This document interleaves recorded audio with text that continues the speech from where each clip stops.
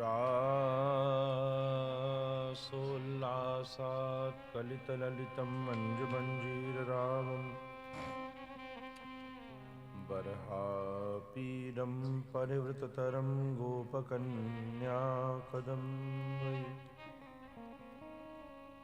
त्वं श्रीस्यन्दनमधुरिममदामोदमानं वनान्ते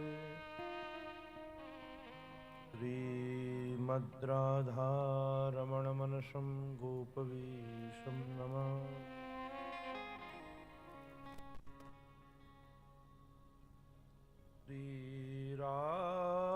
श्रीराधाया प्रणयमहिमा कीदृशो वानयैव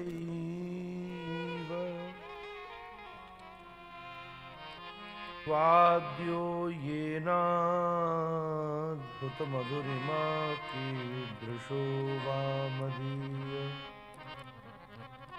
सौख्यं चास्य मदनुभवतः कीदृशं वेत्ति लोभात् तद्भावाढ्यः समजनि सचिर्गर्भसिन्धौ हरि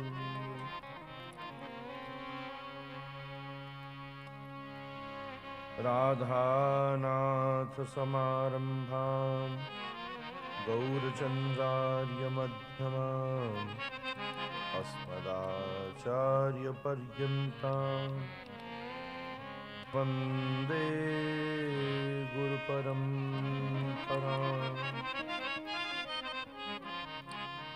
हरे कृष्णा कृष्णा कृष्णा हरे हरे हरे राम राम राम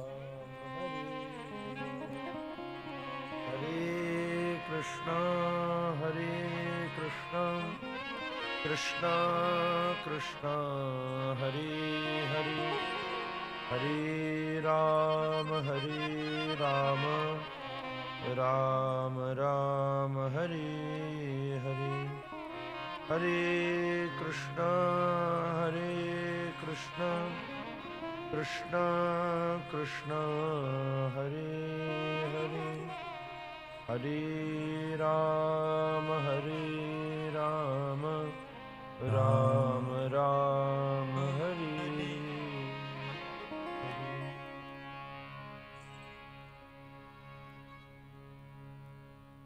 रंग ले चोला रंग ले प्यारे रंग ले चोला रंग ले प्यारे गौर हरि रंग लाए हैं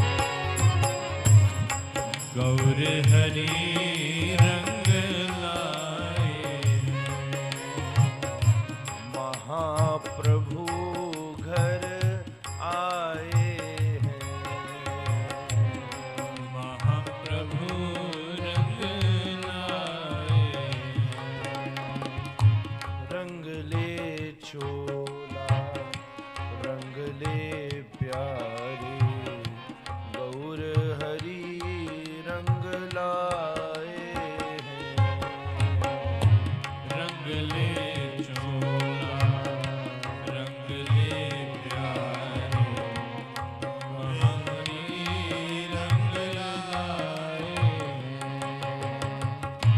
गौर हरि जय गौर हरि गौर हरि जय गौर हरि गौर हरि जय गौर हरि गौर हरि जय गौर हरि महाप्रभु मेरे आए हैं महाप्रभु मेरे आए कल गौर पूर्णिमा का उत्सव आज खूब चारों तरफ डोल फूल डोल डोलोत्सव खूब रंग का क्रम, तो इस भाव से मन में एकदम, वैसे तो संकीर्तन से प्रारंभ करता हूं, ये भी संकीर्तन का ही भाव है, एकदम मन में स्वतःस्फूर्जित कि दोनों का संतुलन बैठ रहा है, इसलिए यही भाव से कथा प्रारंभ हो। रंग ले चोला रंग ले प्यारे, गौर हरि रंग लाए। रंग ले चोला रंग ले प्यारे, गौर हरि रंग लाए। जो रंग नहीं है राजमहल में, जो रंग नहीं है राजमहल में, जो रंग नहीं है गिरी जंगल में, जो रंग नहीं है गिरि जंगल में, जो रंग नहीं है पंडित दल में, जो रंग नहीं है पंडित दल में, सो रंग देने रंग रंगीले, सो रंग देने रंग रंगीले, सो रंग देने रंग रंगीले, सो रंग देने रंग रंगीले। गौर हरि रंग लाए। रंग ले चोला रंग ले प्यारे, गौर हरि रंग लाए।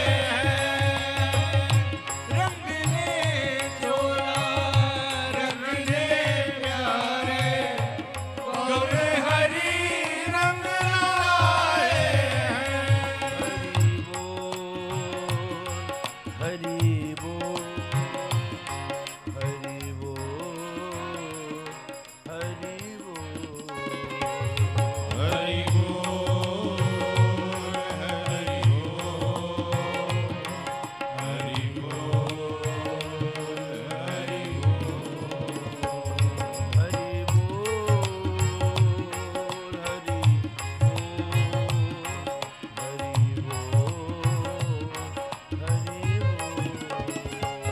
बोल हरि बोल।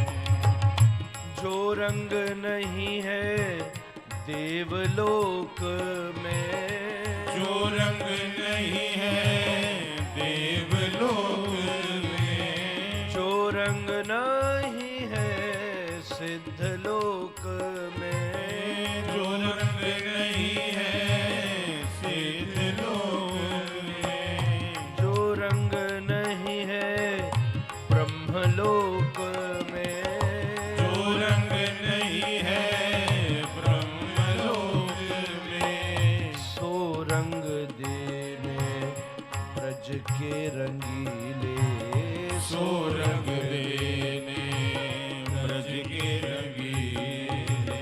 गौर श्याम बन आए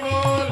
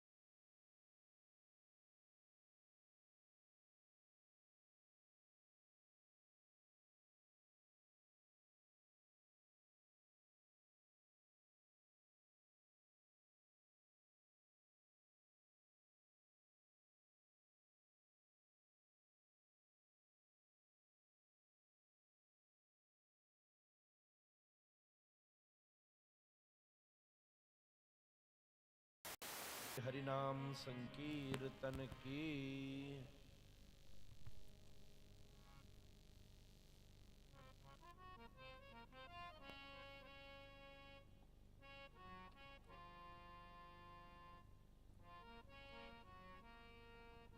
आज होली का ये दिव्य उत्सव हरि नाम ही सबसे बड़ी होली है। और रंग तो नहाने पर छूट सकते हैं, और ये जो नामामृत रंग है, जैसे टेसू के फूलों का चयन करके और उनको खूब से लोड़ी पर घिस के उबाल के, बड़ी पद्धति है। श्री राधा रमन जी में अभी भी इतर जो विशेष उसी टेसू के फूल से निर्माण होता है, फिर मलमल के कपड़ा में छान के और फिर पात्र में भर के सब पर वो रंग डाला जाता है। सारे शास्त्र ही टेसू के फूल हैं। श्री महाप्रभु जी ने एक बार ब्रह्मा जी को निर्देश किया, ब्रह्मा जी इन टेसू के फूलों से रंग बनाओ। तब ब्रह्मा जी ने सारे जगत का मंथन किया। मंथनई तु जगत सर्वम ब्रह्मणा येन केन वा। कोई एक ब्रह्मा जी थे, ब्रह्मा जी अनेकों हैं, कोई एक ब्रह्मा जी थे जिन्होंने सारे जगत का मंथन किया। तदीयम यत् सारभूतम में, उसमें से जो सार निकला वो क्या था? हरेर नामैव केवलम। श्री ठाकुर जी का हरि बोल नाम, हरि नाम। ये रंग तो ऐसा है, मृत्यु की भी ये सामर्थ्य नहीं है कि उस रंग को छोड़ा सके। उद्दाम भगवन नाम संकीर्तन गायन बिलज्जो बिचरेत सत्य। भागवत जी के एकादश, सारे लज्जा संकोच को छोड़कर गायन बिलज्ज, यही तो श्रीमन महाप्रभु की वंदना है। यहां तक कि सन्यास वेश की भी लज्जा छोड़कर, क्या बड़ी बात है। जगत की व्यवहारिक लज्जा तो है, कभी कभी ये भी तो संकोच हो जाता है कि हम महात्मा हैं भाई, हम सन्यासी हैं, उसकी भी मर्यादा का तो ध्यान रखना पड़ता है। और गायन बिलज्जो बिचरे, अब महाप्रभु जी संकीर्तन कर रहे हैं। अभी हम बैठे बैठे सोच रहे थे, नाम संकीर्तन मन को, बुद्धि को, आत्मा को, शरीर को भी स्वस्थ कर दे। थोड़ी देर उद्दाम नाम कीर्तन करो। बाबा 2 समय की बैठक हो रही है, सुबह भी 3-4 घंटा हो जाता है, पूरा मिला लो, शाम को भी हो जाता है। फिर भट्ट जी कथा कर रहे हैं, उसमें भी फिर 1-1.5-2 घंटा बैठक हो जाती है, तो 10-12 घंटा की बैठक चल रही है। इतनी देर बैठो तो शरीर किसी का भी जकड़ जावे। तो और फिर अपना जो कुछ नित्य कर्म है उसमें भी बैठक है। तो कल जब हम महाप्रभु उत्सव पर अभिषेक हुआ वैजयंती में, गौशाला तक थोड़ा नगर कीर्तन जैसा किया, होलिका का किया, उस समय ऐसा बढ़िया संकीर्तन हुआ, जब ऐसा उद्दाम आनंद आया कि 15 मिनट में ही सबरा शरीर खुल गया हमारे। तो हम सोचे वाह, नाम ऐसे कोई कसरत भी करने जावे तो अलग से मन बनाना पड़ेगा, मन को अपने पर केंद्रित करना पड़ेगा। यह मन श्री कृष्ण चरणों में केंद्रित होकर हरि नाम ने तो स्वास्थ्य लाभ भी दे दी। अभी अभी हम सब लोग जोर जोर से हरि बोल कर रहे, वो रामदेव बाबा कहते ना कपाल भाती करो, आप जोर से हरि बोल करो, अपने आप कपाल भाती हो जाए। विचार करके देख लो, हरि बोल देख लो, सीधा नाभि भीतर टकरावेगी। अभी हम सब दामोदर बाबा सब बैठ के कीर्तन करें तो बार बार जब तीव्र हो जाओ, जब गायन बिलज्जो बिछरे, आप ओ हरि बोल हरि बोल हरि बोल हरि बोल हरि बोल हरि बोल हरि बोल हरि बोल हरि बोल हरि बोल हरि बोल। ऐसा रंग है जिसकी कोई जो चढ़ जाए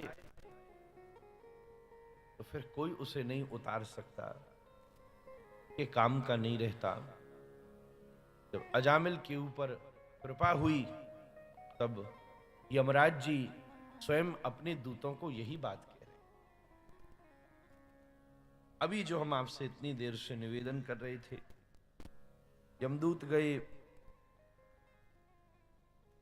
ये सब कैसी लीला हो गई, हम तो पकड़ के ला रहे थे पापी को। इस पूरे जामिलोपाख्यान में सबसे मुख्य ये यमदूत जी का संवाद ही है, और तो कथानक प्रसंग है, ये सबसे उसका आधारभूत विषय है महाराज।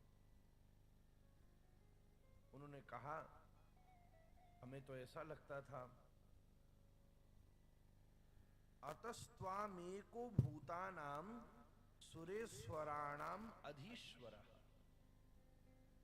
यमदूत बोले, अरे यमराज जी, हमको तो लगता था कि अभी तक आप ही सारे सुरेश्वर थे, सबके अधिपति थे, सबके शास्ता दंड नृणाम, आप सभी को ही दंड देने वाले थे, सबके दंड का विधान करने वाले थे। और क्या शब्द का लिख प्रयोग किया मोहन जी, शुभाशुभ विवेचना, आपके पास ही अधिकार था शुभ और अशुभ का विवेचन किया जाए। हम तो ये सब घटना देख करके बड़े चुप हो गए। महाराज, परो मदन्यो जगतस्य तस्रुसस, कह रहे हैं ठीक है, तुम्हारी आंखें खुल गई, अच्छी बात है, तुम्हारे लिए मैं ही स्वामी हूं, ये तुम्हारी श्रद्धा और निष्ठा है, पर ऐसा नहीं है, मेरे से भी ऊपर मेरे अधिष्ठाता विद्यमान है, मेरे स्वामी विद्यमान है, जो वो कहूं। यमराज जी ने समाधान कर दिया, अब कोई समस्या नहीं। हे यमदूतों, अब बड़े बड़े रजिस्टर बनाने की जरूरत नहीं, अब बड़े बड़े बही खाता बनाने की, एंट्री करने की, हिस्ट्री लिखने की, रोज रोज टटोलने की जरूरत नहीं है। अब तो आसान कर दिया भगवान। कृष्णायनो नमति अच्छिर एकदा, आस्वादन है, अन्यथा जिस वक्त वस्तु उच्चारण तो बाह्य होता है, उसका आस्वादन कैसे संभव है? उसका तो भिन्न व्यक्ति आस्वादन करता है। गैया अपना दूध थोड़ी ना पी पाती है, गैया दूध बनाती है तो मुंह मोड़ के थोड़ी ना अपने ही थन से अपना मुख लगा के पीवेगी। सब पी सकते हैं, वो गैया नहीं पी सकती। पर नाम ऐसा है जिसका आस्वादन ही उच्चारण से होता है। आस्वादन के बिना, उच्चारण के बिना उसका आस्वादन ही संभव नहीं है। एक बार भी जिसने अपनी जिह्वा से भगवान के गुण नाम का उच्चारण नहीं किया, जिसका चित्त बार भी वो भगवान को प्रणाम कर ले, कई बार ऐसा भी हो जाता है, इसलिए 3 अवसर दे दी। ऐसा भी हो जाता है मृत्यु के समय इतना शरीर ही नहीं बना, इतनी बुद्धि नहीं बनी कि नमति करे, ना करो, हम वापस जा रहे, हम वापस पहुंच गए वृंदावन, फिर से मोती झील चले। इससे बड़ी क्या उपलब्धि हो सकती? यहां खड़े रहने से क्या मिलेगा? जाओ। फटकार लगा के भगा दिया। मन बड़ा व्यथित था, पर गुरु प्रसन्नतार्थ ये विचार किया, अरे कथा चल रही हो व्यास ये भगवान भी तो उस समय गरज करेंगे, शिष्य या वंशज व्यासपीठ की सेवा कर रहा हो ऐसे समय, और मेरे जीवन की क्या उपलब्धि है। मैं ये जीव रगड़ी है 70-75 वर्ष, इसीलिए तो हमारा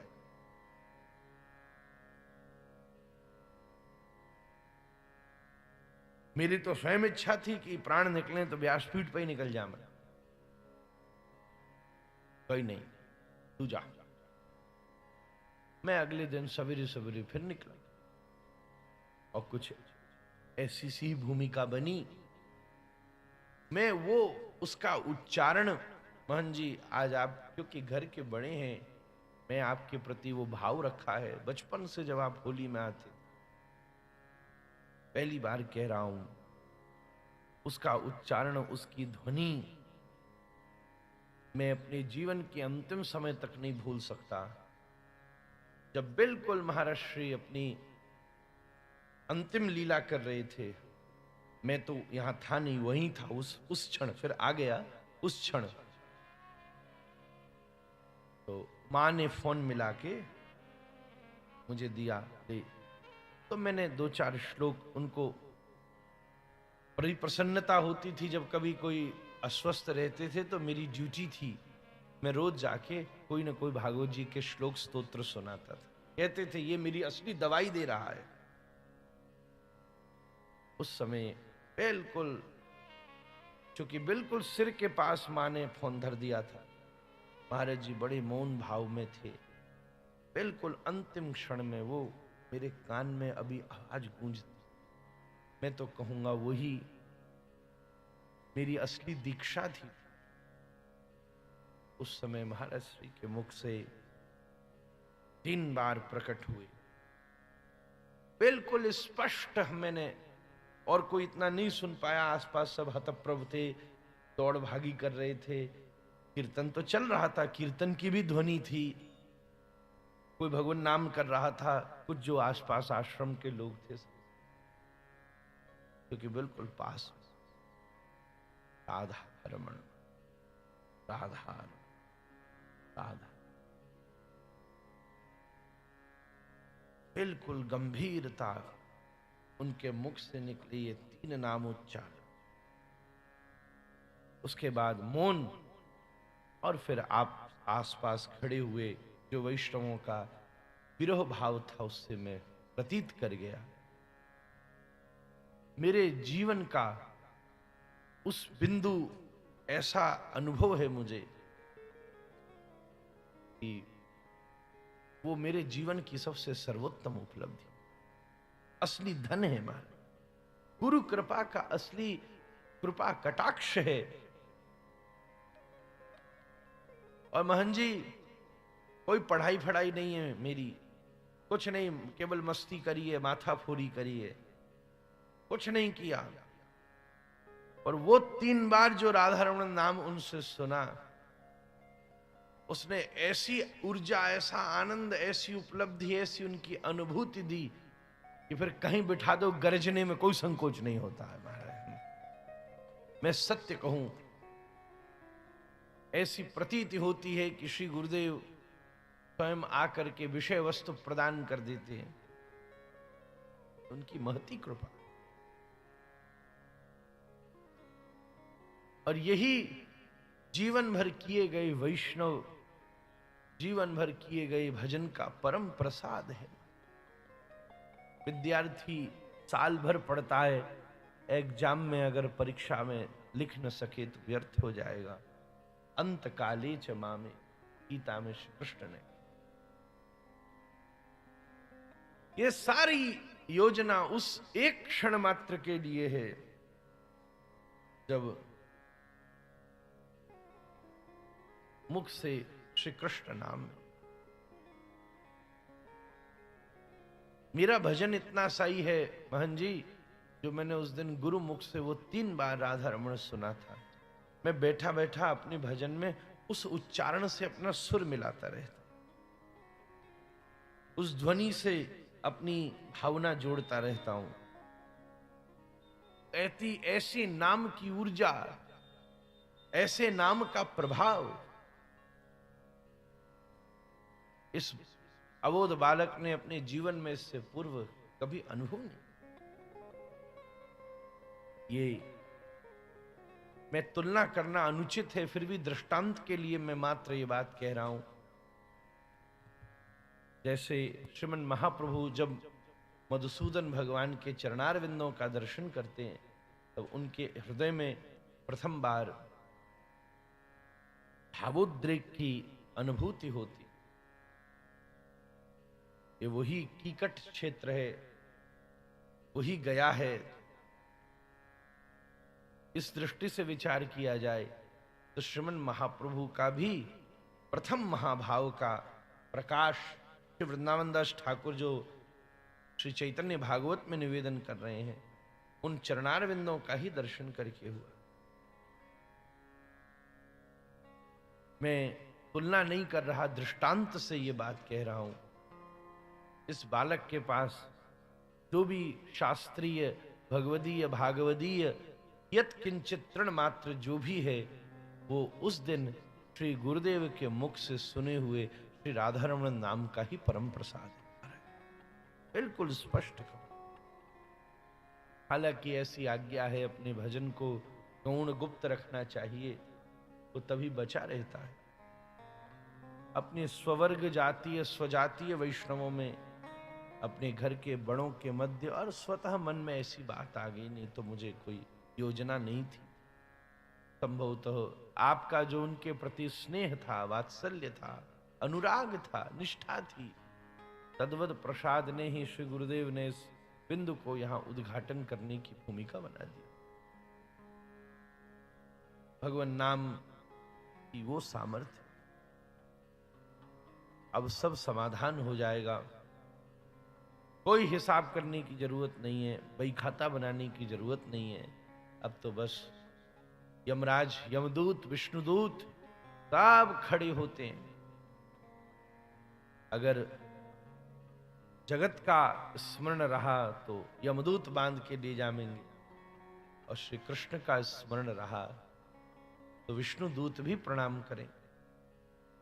हमारे पूज्य पिताश्री बड़ा सुंदर वर्णन करते कि जब यमपाश को काट करके और नारद जी के पास अजामिल को सौंप करके विष्णुदूत गए,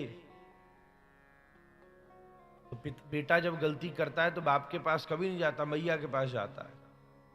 तो लक्ष्मी जी चरण दबा रही थी, पीछे जाए करके चुपचाप कही, मैया, माता माता। बोले हमसे भूल हो गई, हमसे यमपाश कट गया। नारायण आंख बंद करके सुषुप्त रहते, पर सब जानते हैं। लक्ष्मी के हाथों से एकदम पैर खींच लिए, राम राम क्या कहते हो, तुमने यमपाश काट दिया। लक्ष्मी जी एकदम खड़ी हो गई, अरे अरे आप शांत रहिए, आप क्यों इतना आवेग में हैं? इसमें इनकी क्या गलती है जो इन्होंने यमपाश काट दिया? बोले इनकी गलती नहीं तो किसकी गलती है? बोले आपकी गलती है। नारायण बोले मेरी क्या गलती है? बोले तुम्हारी ये गलती है कि तुमने इतना नशीला नाम रखा काहे को है अपना, जो ये सुनते ही बावरे हो गए। इन्होंने यमपाश काटा थोड़ी ना है। नारायण नारायण अजामिल के मुख से सुनते ही इनके हाथ से चक्र फिसल गया मारे। नारायण बोले लो बताओ, अब पत्नी बच्चा एक तरफ हो जाए तो बेचारो पति क्या करे? बोले अच्छा अब ठीक है, काट दिया सो काट दिया, उसको लेकर आओ। बोले हम तो लाई नहीं उसको, बताओ अपराध भी किया और लेकर के भी नहीं आए, ये तो कमाल कर दिया। बोले किसमें लेकर आते भगवान, लाने की कोई व्यवस्था ही नहीं थी, क्यों ये इतने सारे विमान खड़े किसी में ले आते? बोले इन विमानों में लाते जिनमें योगी आते हैं, इन विमानों में लाते जिसमें व्रती आते हैं, इन विमानों में लाते जिसमें याज्ञिक आते हैं। हे भगवान, हे लक्ष्मी नारायण, हे श्रीहरि, हम आपको स्पष्ट किए देते हैं, ना ना ना ना ना, और सबको लेने हम जाएंगे, पर जो आपका नाम लेगा उसे लेने तो आपको खुद जाना पड़ेगा, स्वयं प्रकट होना पड़ेगा, हम आपकी सेवा वहां नहीं करेंगे। अरे शोभा यात्रा निकलेगी, ऐसे ही थोड़ी ना। आपका नाम लेने वाला है जिसने शरीर त्यागा है, उसे तो आपको स्वयं ग्रहण कर। यही भगवान नाम की परम महिमा है जो श्रीमन महाप्रभु के रूप में हम सबको प्राप्त हुई है। जैसे भगवान व्यास इस गादी के रूप में प्रकट हो जाते हैं, श्रीमन महाप्रभु हरि नाम संकीर्तन के रूप में प्रकट हो जाते हैं। आज नंद महोत्सव, कृष्ण जन्मोत्सव तक के भाव प्रसंगों की पूर्ति करनी है, तो दास ने ये विचार किया, ये भी नहीं कहना था पर भगवान की इच्छा होगी सो कहलवा दिया। मन हुआ खूब कृष्ण प्राकट्य के भाव भूमिका को जम के कहा जाए। समया भाव भी है, आपने आगे लीला का भी दर्शन करना है यहाँ, और हमें भी वहाँ फूल डोल का कृत्य करना है। फिर संध्या की भी कथा है, लंबा क्रम है, और फिर मोहन जी का मन हुआ तो रात में हम फिर आ जाएंगे, सुना देंगे। आज तो जो बची कुछ ही सी है थोड़ी बहुत, पर अन्यथा कल तो रहेगा ही क्रम। तत्पश्चात महाराज जब इंद्र के द्वारा बृहस्पति जी के प्रति अपराध बन गया, तब बृहस्पति जी ने स्वर्ग का त्याग कर दिया। और चलो गलती हो सकती है, चेला से जाके पाम पर लेता, कहता गुरुजी भूल हो गई, चाटुकार की बात में आ गया। इंद्र तो बोले अच्छा हमको छोड़ के चले गए, इतना हमने सम्मान किया, एक बार नहीं किया तो क्या फायदा। हाँ चलो गुरुजी को पता चलना चाहिए कि चेला की दक्षिणा से उनका आश्रम चलता था। कोई बात नहीं, छोड़ो। ब्रह्मा जी के पास पहुंचे, दूसरे गुरुजी दो। बताओ कैसी वृत्ति है। विश्वरूप को देवगुरु के रूप में बिठा दिया, उन्होंने नारायण कवच जैसा स्तोत्र प्रदान किया। ये बड़ी महती कृपा हो गई, जिसमें अष्टबाहु नारायण का को प्रणाम किया। श्रीमन महाप्रभु अष्टबाहु रूप में भी प्रकट होते, चैतन्य भागवत की लीला में क्रम आता। जब ब्राह्मण के ऊपर कृपा करते हैं निमाई छोटे बाल स्वरूप में, तब अष्टबाहु के रूप में भगवान प्रकट होते।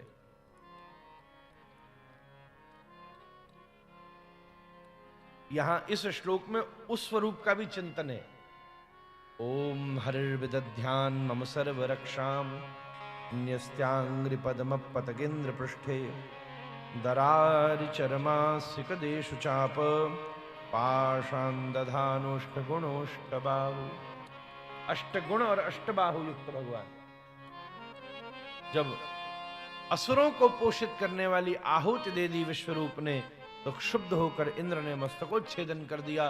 त्वष्टा सूर्य ने कृत्या को भेजा, जिसका वध किया, और यज्ञ करके आपके द्वारा वृत्तासुर का प्राकट्य हुआ। दधीचि ने अस्थि दी, जिससे वज्र बना। और जब इंद्र और वृत्तासुर का भीषण युद्ध हुआ, तब जब वृत्तासुर ने जिन मंगल स्तुतियों को कर दिया, वो सब स्तुतियां वैष्णवों के लिए धन हो गई। वल्लभ संप्रदाय में तो विशेष वृत्तासुर स्तुति का महात्म्य है। वहां तो नित्य नैमित्तिक स्तुतियों में वल्लभाचार्य जी ने और इन 4 श्लोकों को वैष्णवों की चतुष्टयी कहा है, क्योंकि जिसने मनुष्य देह में जन्म लिया है उसको शास्त्र ने आज्ञा दी है वो पुरुषार्थ चतुष्टय का पालन करे, धर्म अर्थ काम मोक्ष। पर अब जो वैष्णव हो गया वो धर्म अर्थ काम मोक्ष में कैसे उलझे, पर इसका पालन न करने से अपराध बने। तो भैया धर्म अर्थ काम मोक्ष तो है, पर उसकी परिभाषा वृत्तासुर वाली है। वृत्तासुर की धर्म अर्थ काम मोक्ष का पालन कोई भी वैष्णव कर सकता है। 4 श्लोकों में 4 पुरुषार्थों की स्थापना सुबोधनी जी में की गई है। वृत्तासुर प्राणों को छोड़ते प्रार्थना करते हैं, अहम हरे तव पादैकमूल दासानुदासो भवितास्मि भूय मन स्मरेता सुपतेर्गुणा गृणीत वा कर्म करोतु काया। कृष्ण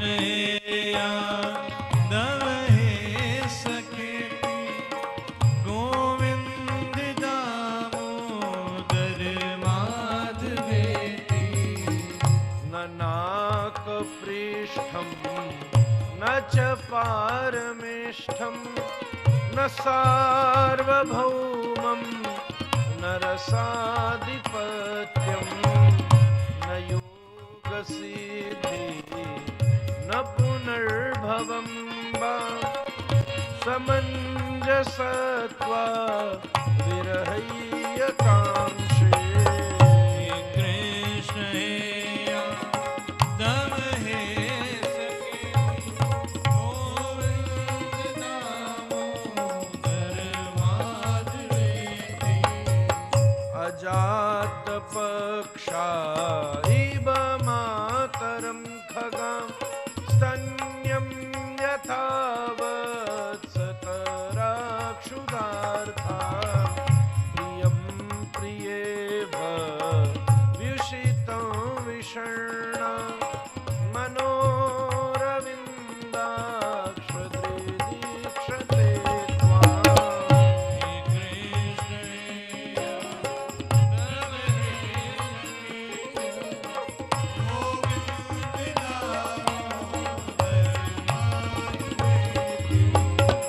ममोत्तम श्लोकजनेषु सख्यं संसार चक्रे भ्रमत स्वकर्मभिः तन्मायया त्वात्मजदानगेः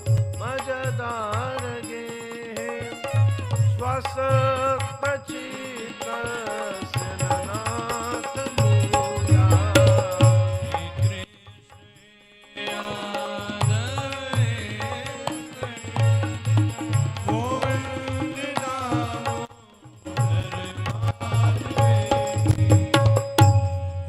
धर्म क्या है? हम सबसे पहले अपने आप को भगवान का दास मान लें। उससे भी अच्छी बात है, भगवान का दास मानने में भी थोड़ी सी असुविधा होती है। क्या असुविधा होती है? उसमें कभी कभी भावना और कल्पना ये दोनों करनी पड़ती।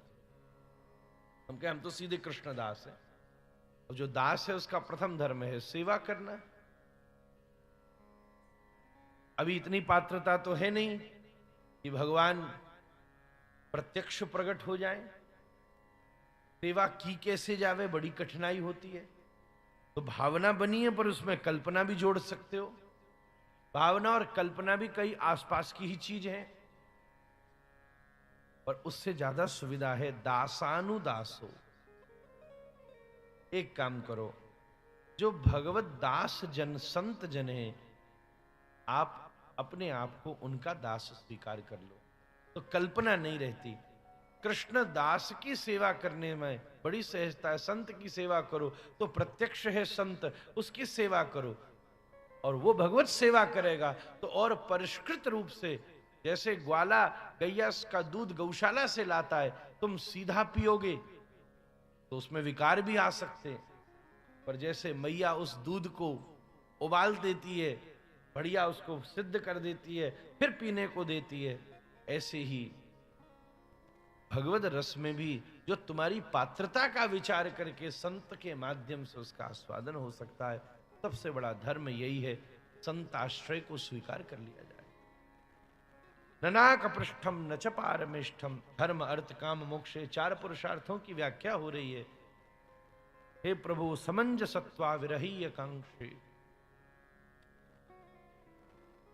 भगवान ही द्योतक हों। हम हर वस्तु में का भगवत संबंधी विचार कर लें, आपके अलावा हमें कुछ चाहिए ही नहीं। महाराज ये कैसे होता है?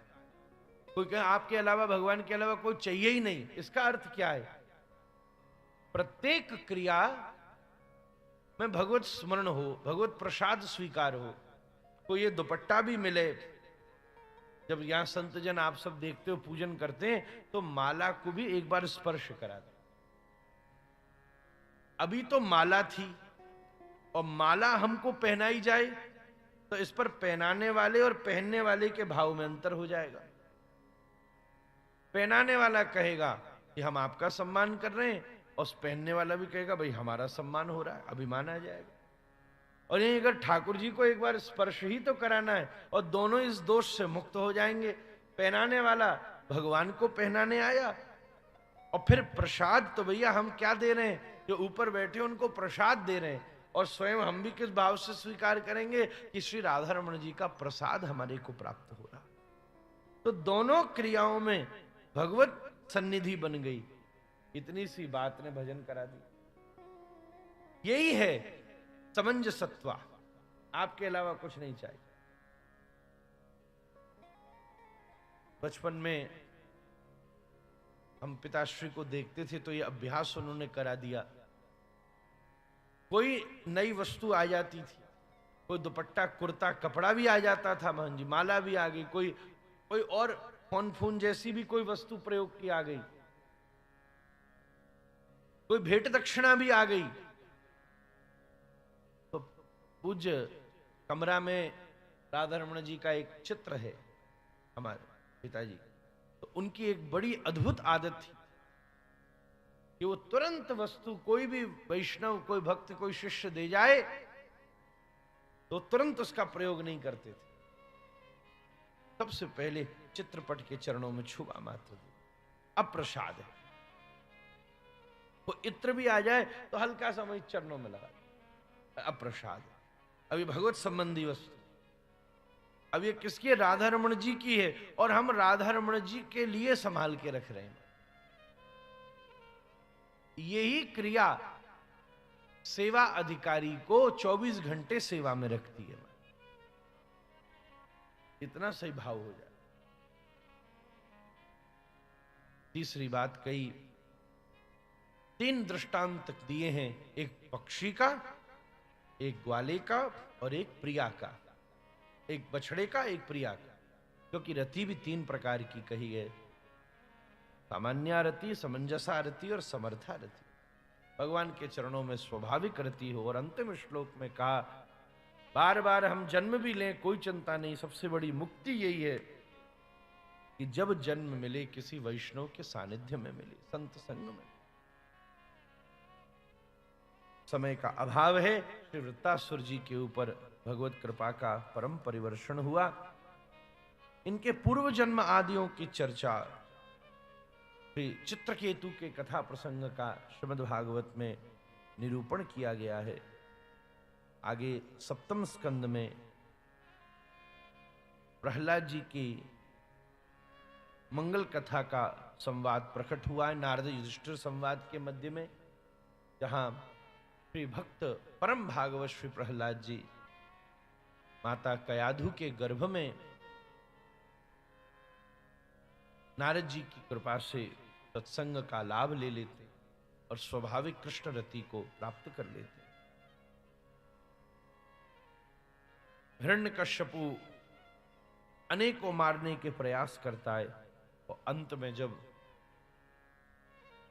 बहुत ज्यादा क्रूरता बढ़ जाती है, एक स्तंभ को विदर्ण करके भगवान श्री नृसिंहदेव मंगलमय भाव से प्रकट होकर प्रहलाद की रक्षा करते हैं। बोलिए नृसिंह भगवान की। श्री नृसिंहदेव वैष्णवों के परम रक्षक हैं। गौड़ियाओं में श्री कृष्ण निष्ठा है, पर तत्पश्चात दशावतारों में अगर कोई प्रधान महाप्रभु के अनुगत जीवों की कहीं भावना टिकती है, क्योंकि महाप्रभु नगर संकीर्तन की रक्षा करते हैं। हमारे श्री नृसिंहदेव नगर संकीर्तन की रक्षा करते हैं। स्वयं काजी की छाती पर चढ़ के कहते, तेरा बक्ष विदीर्ण कर दूंगा अगर तूने संकीर्तन को व्यवधान किया तो। उन्हीं के भय से डरता हुआ काजी पूरी नदिया में नाम संकीर्तन को नहीं रोक पाता। इस भावना से श्रीमन महाप्रभु जब भी दक्षिण गए तो वहां सब नृसिंह क्षेत्र के स्थानों पर आपने प्रणाम किया। और हम राधा रमणियों में भी ये भाव है, क्योंकि नृसिंह चतुर्दशी पे ही जो उपासना कर रहे थे भट्ट जी, वही तो अगले दिन तद प्रसादात्मक रूप से ही वैशाख शुक्ल पूर्णिमा पर श्री राधा रमण देव जी का मंगल प्राकट्य हुआ है। श्री राधा रमण लाल की। महाराज, हिरण्यकश्यपु ने खूब तपस्या करके वर पाया। ब्रह्मा जी को उसने प्रसन्न किया था। एक चीज समझने की है, भगवान ने उसका भगवान से प्रेम नहीं था, ब्रह्मा जी के प्रति तो था, तपस्या तो उसने की थी।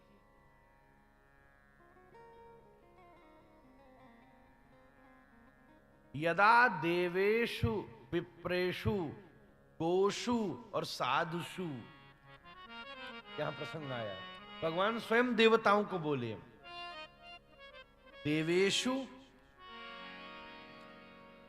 विप्रेषु गोषु और साधुषु, ये चार लोग। गोस्वामी जी ने यहीं से चौपाई उठाई है कि वो विप्रधेनु सुर संत हित लीन मनुज अवतार, भगवान क्यों प्रकट होते? इनमें इनकी रक्षा के लिए। ये मूल सूत्र यहां भगवान ने स्वयं देवताओं को प्रहलाद जी के प्रसंग में कहा है।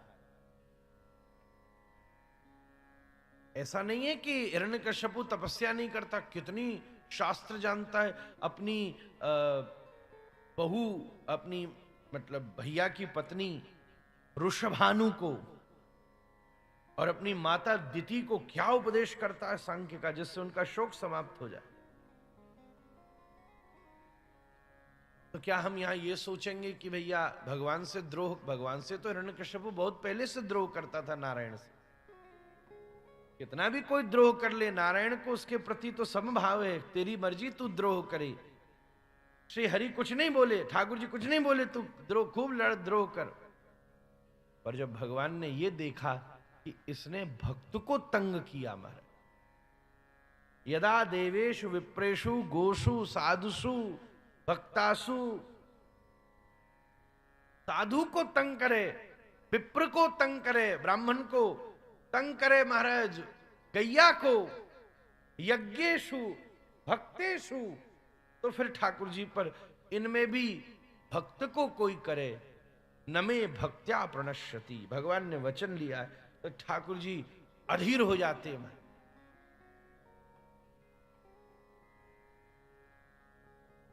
मनुस्मृति में लिखा है, महन जी, आस्तिक किसको कहते हैं? सामान्य परिभाषा आस्तिक की है जो भगवान को मानता है, ये नहीं है। आस्तिको वेद संपन्न, आस्तिक उसको कहते हैं, मनुस्मृति का शब्द है, जो वेद से युक्त है। महाराज, बहुत सारे ऐसे काव्य हैं जो श्री रामकृष्ण पर ही आधारित है, पर वो शास्त्र की संज्ञा में नहीं आते। कालिदास ने लिखे हैं, भवभूति ने स्वयं उत्तर रामचरितम लिखा है, पर वो काव्य का ग्रंथ है, शास्त्र ग्रंथ नहीं है, क्योंकि राम जी की भी चरित्र का चिंतन करते हुए उसमें वेदाश्रय नहीं स्वीकार किया गया, इसलिए शास्त्र नहीं हो सकता। आस्तिक किसको कहा जाता है? जो वेद संपन्न हो। महाराज, सांख्य में भगवान की कोई चर्चा ही नहीं है। सांख्य में, सांख्य निरीश्वरवाद है, पर फिर भी सांख्य शास्त्र है। आप बोलोगे कमाल कर दिया, निरीश्वरवाद होते हुए भी सांख्य शास्त्र कैसे हो गया? हालांकि भगवान कपिल ने पुनः प्रकट होकर उसका उद्धार किया है,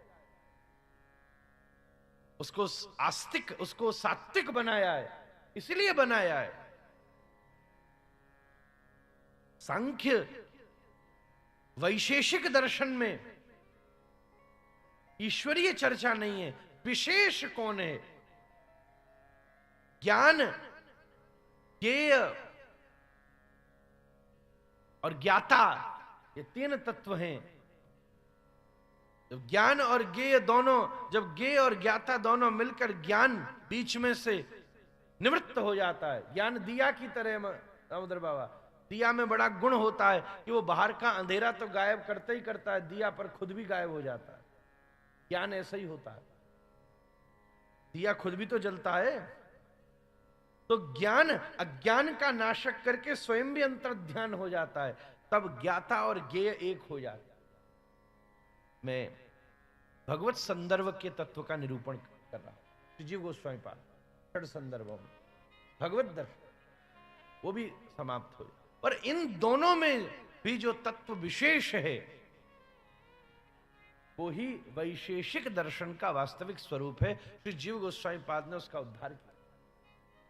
अन्यथा वैशेषिक निरीश्वरवाद है, और उसके बाद भी शास्त्र इसलिए क्योंकि वेद युक्त है। यहां पर यह बात इस तरीके से इस बार हम निवेदन करेंगे, हिरण्यकश्यपु इतने शास्त्र इतनी तपस्या करता है, परंतु अब वो वेद के द्वारा पुष्ट होने वाले देवेशु विप्रेशु गोषु साधुषु, वेद इन्हीं को ही तो सामर्थ्य देता है, इन्हीं के विरोध में खड़ा हो जाए तो स्वयं भगवान नृसिंह प्रकट होकर के का उद्धार कर। भगवान नृसिंह भक्त के रक्षक हैं, शास्त्र के रक्षक हैं। मोहन जी एक बड़ा सुंदर श्लोक है, ये सारी विद्या को कौन जानता है? ये जो भगवदीय विद्या है जिसके अंतर्गत भागवत जी भी आती हैं, इनको कौन जानता है? या तो व्यास वेत्ती, व्यास जी जानते हैं, या शुको वेत्ती, या सुखदेव जी जानते हैं, या अन्य वेत्ती न वेत्ती वा, कोई होगा वो कुछ कुछ जानता होगा, कुछ कुछ नहीं भी जानता होगा, पर श्रीधर सकलम वेत्ती श्री नृसिंह प्रसाद। इसलिए ओम बागीशा यस्य वदने लक्ष्मण यस्य शिवक्षुषी यस्यास्ते हृदय संवित्तम नृसिंहमहं भजे। ऐसे श्री नृसिंहदेव गोसु विप्रेशु साधुषु और देवेशु इन सब की रक्षार्थ प्रहलाद जी की भावना से मंगलमय रूप से प्रकट होकर अपने इस अद्वितीय स्वरूप का प्रकाश करते हैं। श्रीमद् भागवत में ऐसी स्तुति कहीं नहीं है जैसे नृसिंह भगवान की स्तुति। अलग अलग एक एक सब खड़े हैं महाराज। मैं विचार कर रहा था, अब इतना समय नहीं है तो दरस परस मज्जन रूपाना थोड़ा थोड़ा आचमन करते हम लोग चल रहे। मोहन जी ब्रह्मोवाच, नृसिंहदेव जब प्रकट हुए तो ब्रह्मा जी एक तरफ खड़े होकर, रुद्रोवाच, अगला श्लोक भगवान रुद्र ने बोला, संकीर्तन हो रहा है महाराज। इंद्रोवाच, इंद्र उवाच ऋषयः ऊचुः, यहां तक कि पितरः ऊचु। ऐसी स्तुति किसी देवत्व की पूरी श्रीमद् भागवत में नहीं है महाराज। हम बैठ के अवलोकन कर रहे थे जब ऐसा मन में मनोभाव आया। हाँ, भगवान गर्भ में विराजे तो सब देवताओं ने गर्भ स्तुति करी, ये भावना है। पर यहां पर श्री सुखदेव जी वर्णन कर रहे हैं, एक एक जन अलग अलग खड़े होकर, पितरः ऊचु, सिद्धा ऊचु, विद्याधरा ऊचु, नागा ऊचु, मनवः ऊचु, सब खड़े होकर, प्रजापतयः ऊचु, गंधर्वा ऊचु, चारणा ऊचु, यक्षा ऊचु, किम पुरुषा ऊच, वैतालिका ऊचु, किन्नराः ऊचु, और अंत में विष्णु पार्षदाः ऊचु। एक एक श्लोक सबने किया है। श्रीमद् भागवत जी के सप्तम स्कंद के अष्टम अध्याय में इस मंगल स्तुति का वर्णन हुआ, और फिर नवम अध्याय में प्रहलाद जी के द्वारा भगवान की मंगल स्तुति हुई है, जो नृसिंह भगवान को अत्यंत प्रिय है। उसमें तो सारे सिद्धांत का निरूपण हो गया है, इसलिए मैं अभी स्पर्श भी नहीं करूंगा, क्योंकि हमको सखी बाबा ने कहा था, लीला भी है और उसका मनोभाव अवस्थित करना है। अतः अष्टम स्कंद में मनवंतरों की कथा का संकेत है, जिसको मैं कल भी निवेदन कर चुका हूं। भगवान श्री हरि रूप में प्रकट होकर के गजेंद्र के ऊपर कृपा करते हैं। समुद्र मंथन से 14 रत्न उत्पन्न होते हैं। लक्ष्मी, कौस्तुभ, पारिजात, कसरा, धन्वंतरि, चंद्रमा, धेनु, कामदुघा, सुरेश्वर, गजो, रंभा च देवांगना, अश्व सप्तमुखो, विषम हरिधनु, शंखोमृतम चामुदे, रत्ना नीति चतुर्दश प्रतिदिनम कुर्वन्तु नो मंगलम। ये सब रत्न है महाराज। हमको बड़ी अच्छे से स्मरण है। हम लोग जब बेनीपट्टी थे तो दामोदर बाबा हमको जनकपुर धाम ले गए थे, और उस समय हमारे जनकपुर वाले श्री आचार्य जी, पूज्य जी यहाँ बैठे हैं। खूब हमको अपनी गाड़ी में घुमाई, और हम लोग जब वहां दर्शन करने गए तो वो श्री कनक भवन, वहां पर श्री जनकपुर धाम में जो श्री जनक जी का स्थान है, हाँ, जानकी महल, सब दर्शन आदि करके जब वहां मिलने गए तो वहां के जो उन्होंने कैसे कैसे, मोहन जी ने कैसे सुंदर सुंदर रत्नों का दर्शन कराया, आपने निवेदन किया, तो हमारे मन में तो समुद्र मंथन का ही श्लोक चल रहा था। वो सब रत्न उनके पास कैसे कैसे अद्भुत, नागमणि से लेके और कस्तूरी से लेके, शालिग्राम जी से लेके, कैसे कैसे सुंदर। पहले आके बड़ी प्रेम से विराजे, भजन कर रहे थे, दिखाए। हमको वो भी बात याद है मोहन जी। उसी समय थोड़ी देर बाद हम बिल्कुल सहजता से हम लोग सब नीचे बैठ गए आराम से अपने आसन पर, वो विराजे। कुछ देर बाद दामोदर बाबा ने, हम जब प्रसाद आदि देने लगे, चित्र देने लगे, तब ये संकेत किया, हमारा कुछ परिचय दिया, और परिचय में और सब परिचय दिया, वो भी उन्होंने। वहां तो रोज बड़े बड़े आते, हम जैसो कौन। उस समय फिर परिचय दिया कि ये फलाने श्री गुरुदेव भगवान का नाम लिया, श्री उनके शिष्य हैं, पौत्र भी हैं। ओहो, उनके प्रसन्नता का ठिकाना नहीं, वो हमको स्मरण है, हम आप दोनों उसके साक्षी थे। फिर तो झूम गए, फिर तो आहा बैठाए के खूब, क्या बढ़िया महाराज, वो चिवड़ा और दही चिवड़ा, आहा, अब तो मुंह पानी आ गया हमारे, वैसे कुछ खा के नहीं आया। क्या दही चिवड़ा बैठ के जानकी महल में हमको जच पच के हमने भर भर के खायो, आहा, आज तक मुंह में उसका स्वाद घूमता है भाई। तो हम तो ये विचार कर रहे थे महन जी, देवताओं में हमारा काम राधा रमण से चल जाता है, और संतों में हमारा काम गुरुदेव के नाम से चल जाता है। ये गुरु गोविंद के दोनों लीला में ये लाला मौज कर रहा महाराज, आपकी कृपा है। बड़े से बड़े बाबा जी के पास जाओ, गुरु जी को नाम लो, वो तुरंत अरे आइए बैठिए महाराज, हम उन्हीं के हैं। और बड़ी बड़ी जगह चले जाओ तो राधा रमन जी का नाम काम कर जाता है, कहीं गुरु जी का नाम। बस ये दो ऐसे, वो क्या बोलते हैं, ऐसे इक्का हैं, वो क्या होता है ना, हुकुम का इक्का है, इनमें से कार्य चल जाता है, ऐसी कृपा है। ये सब रत्न उत्पन्न हुए जो लक्ष्मी जी स्वयं श्रीमन नारायण ने स्वीकार करी।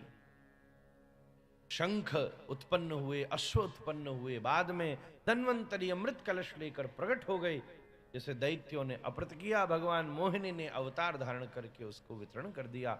असद विषय मंगलिम भावगम्यम प्रपन्नान अमृतमृतवर्यानाथित सिंधुमत्यम कपट वेशो मोहनिया सुरारिम स्तवसुतानाम कामपूरम नतोस्मि।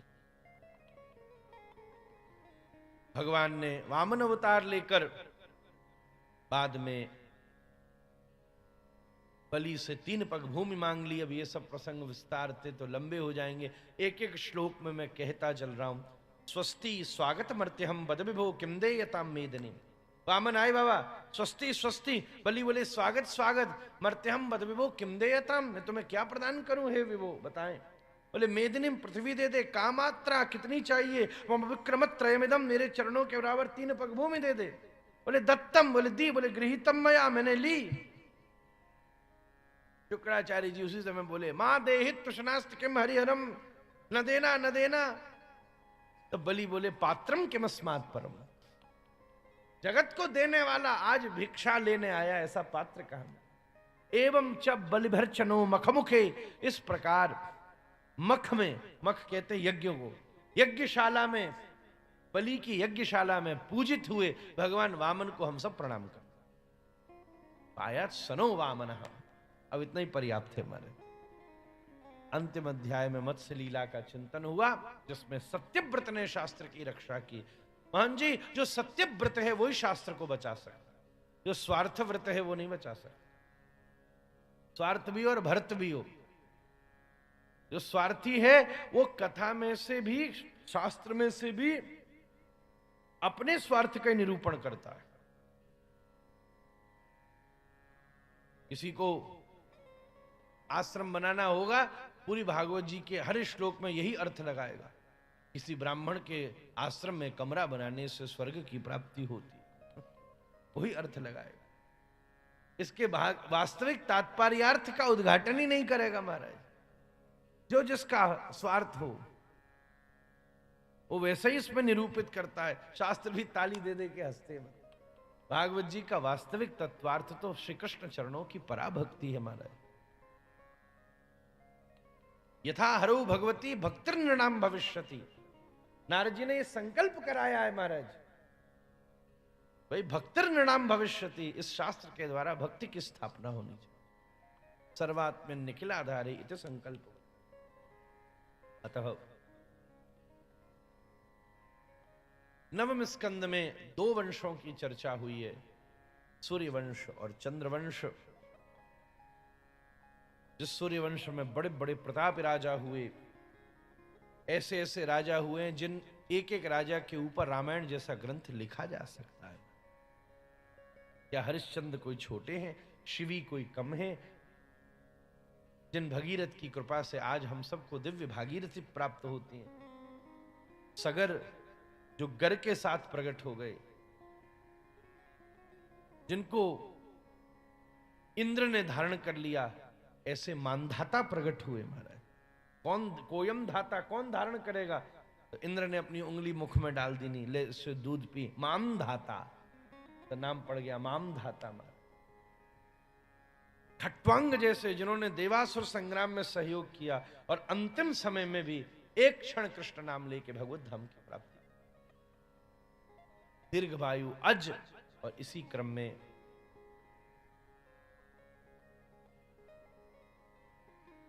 दशरथ महाराज। ये शरीर में एक एक इंद्रिय रथ की तरह है। इस रथ पर किस रथी को विराजमान करो? महाराज दशरथ अपनी प्रत्येक इंद्रिय को रथ की तरह पोषित करते हैं। और रथ, इस एक एक इंद्रिय को अगर पोषित करना है तो एक एक इंद्रिय से भगवत अभ्यास करना होगा।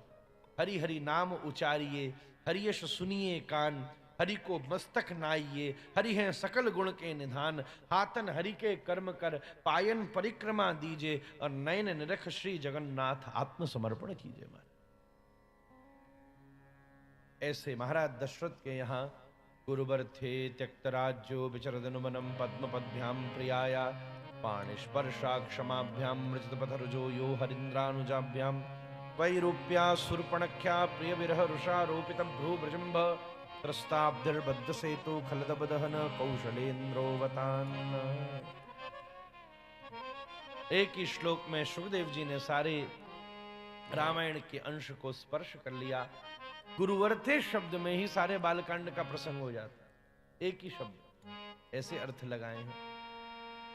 भगवान श्री राम की मधुर लीला, जिन्होंने माता के कहने पर त्यक्त राज्य का परित्याग किया, विचरदन मनम पद्म पद्भ्याम प्रियाया, अकेले नहीं अपनी प्रिया जानकी और लखनलाल जी के साथ गए यो हरिंद्रान कंटका किरण पथ पर विचरण करने। आगे चलकर बैरूप्या सुरपणख्या, सुपणखा को विरूप किया। जब उनका हरण हो गया तो प्रिय विरह रुषा, प्रिय विरह में रोए।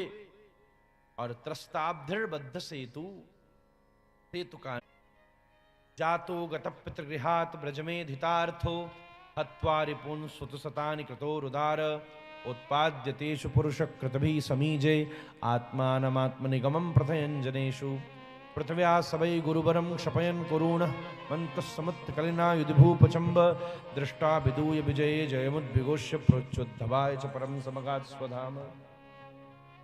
तो श्लोक में पूरा दशम स्कंद सुना दिया।